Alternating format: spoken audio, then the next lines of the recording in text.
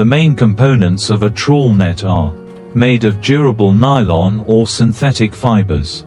The mesh size varies depending on the type of fish being caught. When the fish swims through, the head or body may get caught in the mesh and be retained. Top rope, attached with a float to help the net float on the water surface. Bottom rope, attached with a lead to keep the net fixed in the water. The float helps the net stretch and float in the desired position. The lead helps keep the net at a stable depth. Classification of trawl nets. There are many different types of trawl nets, depending on how they are used and the water area they are caught in. Consists of a single net, drifting with the current or fixed in one position. Suitable for catching medium-sized fish. Triple trammel net. Consists of 3 layers of mesh stacked on top of each other. Easy to catch small and large fish at the same time, because when the fish swim in, they get stuck in different layers of mesh. Bottom trawl. Moored fixed near the seabed or riverbed to catch bottom-dwelling fish such as flounder. Cod. Floating trawl. Freely drifting on the water surface to catch pelagic fish such as tuna. Mackerel. Sardines. Advantages and disadvantages of trawl. Advantages. Simple, easy to use and low initial investment cost. Can catch many types of fish in large quantities. Less disturbance to the seabed than trawling. Disadvantages. Prone to overfishing if not controlled. Can accidentally catch unwanted species, bycatch, including endangered animals such as sea turtles, whales, if not properly recovered. Nets left at sea can cause pollution and affect the ecosystem, the phenomenon of ghost fishing. Commercial fishing. Many countries use gill nets to catch salmon, cod, mackerel, sardines, and squid. Traditional fishermen. In many coastal areas, fishermen still use manual gill nets to catch fish close to shore. Scientific research. Some conservation organizations use controlled gill nets to survey fish populations in an area. While gill nets are an effective fishing tool, if used improperly, they can have negative impacts on the environment. Therefore, many countries have strict regulations on mesh size, fishing time, and areas where gill nets can be used to protect sustainable fishery resources. Gird nets are one of the most common fishing methods in Europe, used in many coastal countries such as Norway, the UK, France, Spain, Portugal, and Iceland. Although this method is effective in catching many commercially valuable fish species, it is also subject to close scrutiny due to issues of fishery resource conservation and marine environmental protection. Both countries are known for their sustainable fisheries and have strict regulations on fishing. Target species: cod, halibut, haddock.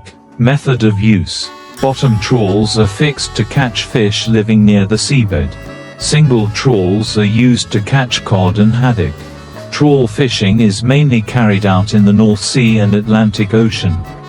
Fish species: mackerel, sardine, herring. Method of use: floating trawls are used to catch seasonal migratory fish. Triple trammel nets are used to catch halibut and rays close to shore. These two countries have large fishing fleets, especially in the Atlantic and Mediterranean. Fish species exploited: skipjack tuna, bluefin tuna, swordfish. Method of use: longline trawls are deployed in deep waters to catch tuna and swordfish. Inshore trawls are used to catch anchovies and sardines. Due to concerns about overfishing and environmental impacts, the European Union, EU, and international organizations have introduced strict regulations on trawls. Since 2002, the EU has banned drift trawls longer than 2.5 kilometers to reduce the impact on unwanted marine animals. Since 2015, The EU has imposed a complete ban on drift trawls in the waters of its member states to protect endangered species such as bluefin tuna and swordfish. Net mesh sizes must be at least the size of the fish species to ensure that only adult fish are caught and juveniles are avoided. Monitoring and traceability. Fishing vessels must be equipped with a visual monitoring system, VMS, to monitor location and fishing activities. Caught fish must have a certificate of origin to ensure that they do not violate regulations on the protection of aquatic resources. Risk of bycatch. Many animals such as sea turtles, whales, and sharks can be caught in gill nets. Ghost fishing. Abandoned gill nets continue to trap and kill fish and other organisms. Declining commercial fish populations. If not properly controlled, gill nets can significantly reduce fish populations in the wild. Use of gill nets with reduced bycatch designs. Some new types of nets have been developed with escape systems that help unwanted species escape. Increased patrols and controls. Regulators are increasing their control of fishing vessels and imposing strict penalties on violators. Adoption of electronic surveillance technology. Some fishing vessels are installing surveillance cameras to ensure compliance with legal fishing regulations. The gillnet fishing industry in Europe has a long history and remains an important part of the region's marine economy. However, to protect fishery resources, the EU and coastal countries have adopted strict controls, limiting drift nets and moving towards sustainable fishing methods. Drift nets are one of the methods used to commercially harvest salmon, especially in the waters of North America, Europe and Russia. However, due to concerns about the conservation of wild salmon resources, this method has been restricted or banned in some areas. Alaska has a thriving salmon fishing industry, in which gill nets are mainly used to catch pink salmon and sockeye salmon. Fishing vessels use single-line or sinking gill nets to block the migration of salmon from the sea into the rivers. Strict regulations on mesh size and fishing time help protect salmon populations. Gill nets are also used in the salmon fishery in British Columbia, primarily for Pacific salmon. However, the Canadian government has restricted the use of large-scale gill nets to protect wild salmon. Norway focuses primarily on salmon farming, but there is some inshore gillnet fishing for wild salmon. Iceland has a smaller salmon fishery, but gill nets are still used in certain areas. Russia has a large wild salmon production, especially in the Far East. Gill nets are used to catch salmon as they migrate from the sea into rivers to spawn. These are the most common type of net, and work by placing the net vertically in the water, allowing fish to become entangled in the mesh. Used extensively in Alaska, Canada, and Russia. Placed in a fixed position near the shore or river mouth to intercept migrating salmon. Less damaging to fish than drifting gill nets. Previously widely used in open seas to catch salmon. However, this method is banned in many countries due to concerns about overfishing and bycatch, catching another species by mistake. Because salmon are a species of high ecological value, many countries have imposed strict regulations on the use of gill nets. The United States and Canada have banned drift gill nets at sea to protect wild salmon populations. The EU has strict regulations on the capture of wild salmon using gill nets. Time and location restrictions. Gurneys are only allowed during certain salmon fishing seasons, which often coincide with the migration of salmon from the sea into rivers. Some areas completely ban wild salmon fishing to protect the stock. The mesh size of the nets must be large enough to allow juveniles to escape, leaving only adults. These regulations help ensure the sustainable regeneration of salmon populations. Bycatch risk. Some non-salmon species may be caught in gill nets. Impact on wild salmon populations. If not strictly controlled, gill nets can deplete wild salmon populations. Ghost fishing. Abandoned gill nets can continue to catch fish and cause damage to the ecosystem. Use gill nets designed to reduce bycatch. New types of nets help reduce bycatch. Limit wild salmon fishing. Encourage salmon farming instead of wild fishing. Strictly manage fishing seasons and areas. Apply catch quotas to protect salmon populations. Gird nets were once an important method of salmon fishing, but are now being limited or replaced by more sustainable methods. Countries such as the United States, Canada, and Norway have adopted strict controls to protect wild salmon stocks. Moving toward a more sustainable seafood industry. Although trawling still exists in some areas, the salmon fishing industry is moving towards more sustainable methods.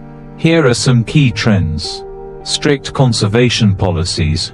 Due to the decline of wild salmon populations, many countries have imposed bans or restrictions on the use of trawling in salmon fishing.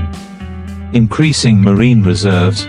Many salmon spawning areas have been protected, restricting trawling to help salmon reproduce and maintain populations.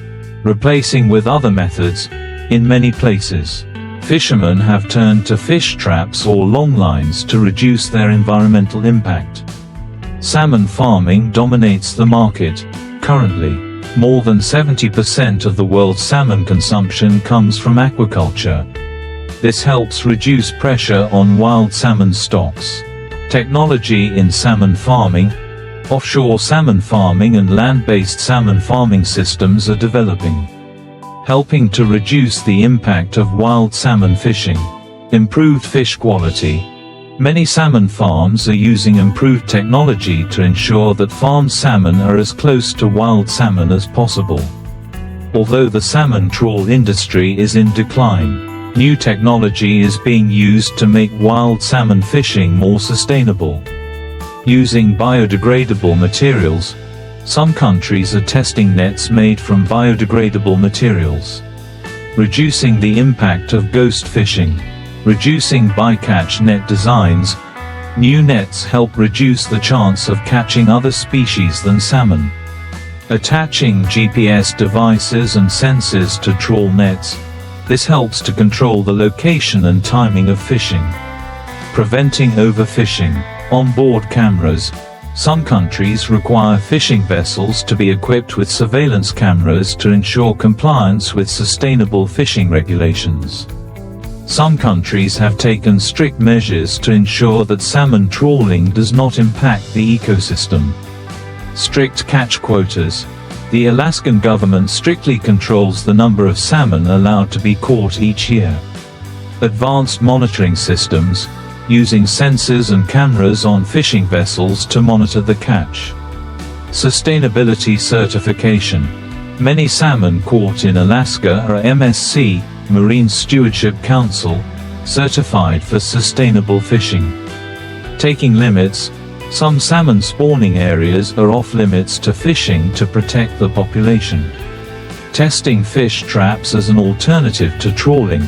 The Canadian seafood industry is studying the use of fish traps to reduce the environmental impact. Shift to salmon farming. Norway has largely abandoned wild salmon fishing with gill nets. Focusing on salmon farming. Strict environmental regulations. Both Norway and Iceland have strict policies to limit the impact of salmon fishing on the ecosystem. Although gill nets were once an important method of salmon fishing, concerns about fishery conservation have increasingly restricted this method. Many countries have adopted strict conservation policies and are shifting to more sustainable fishing methods. Salmon farming is also growing, helping to reduce pressure on wild salmon populations. In the future, modern technology and environmental initiatives will continue to play an important role in keeping the salmon industry sustainable. Environmental impacts of gill nets in salmon fishing. Comparing gill nets with other fishing methods. Handline. traps, etc. International regulations for gillnet fishing for salmon. Details on the markets for wild and farm salmon. Although gillnets are an efficient fishing method, if not properly managed, they can have many negative impacts on marine ecosystems. Depletion of wild salmon populations. Overfishing can significantly reduce the number of salmon in the wild, especially when too many adult salmon are caught before they have a chance to reproduce. Decreased genetic diversity. When a group of wild salmon is continuously exploited, the remaining population risks losing genetic diversity, making them less adaptable to changing environments. Gillnets can accidentally catch non-salmon species, including marine mammals, whales, seals, and dolphins can become entangled in gillnets and die because they cannot surface to breathe. Seabirds. Some surface hunting birds can become entangled in the nets while trying to catch fish.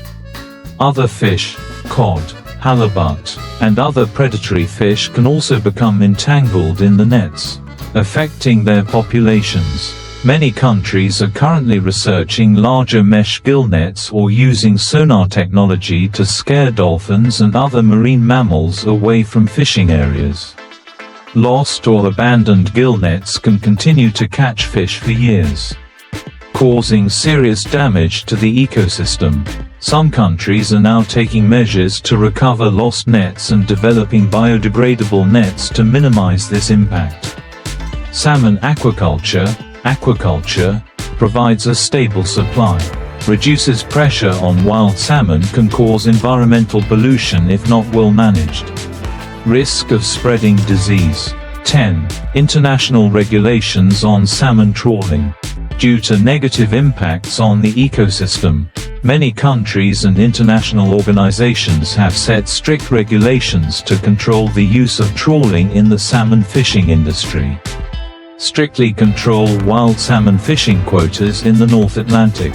Limit the mesh size of trawling nets to minimize the capture of juveniles. Ban on high-seas salmon fishing to protect breeding populations. Monitor fishing vessel activities to prevent illegal fishing.